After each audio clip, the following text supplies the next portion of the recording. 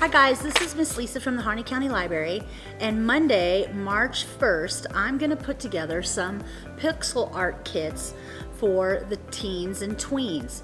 And when I say tween, I think like 3rd grade to 12th grade is the teens to tweens.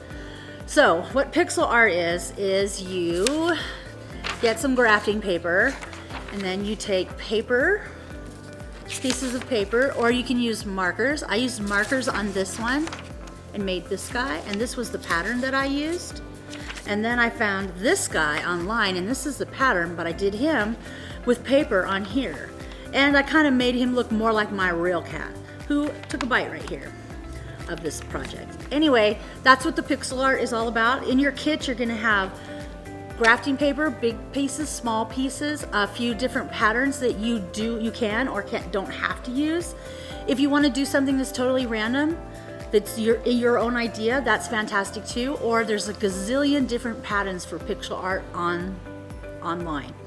And then after you do it, if you bring it down to the library and we put it in quarantine for a few days, I'll put them up. And if we get enough people doing this, maybe we'll have like a little competition where we'll give out prizes. It just depends on how many people actually do it.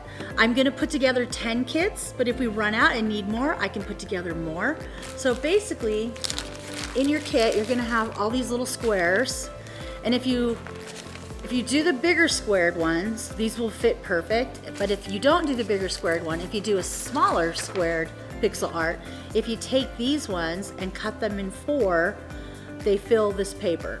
Or if that's too tedious and you just don't want to do it, I did it with some Sharpies. Or you can do it with colored pencils. Anyway, so that's what's going on with the pixel art thing for you guys that are teens and tweens. I wish one of you would do this because I think it's way cool. But anyway, pick up your kits March 1st from the library I think we open at 10:30. Thanks, bye.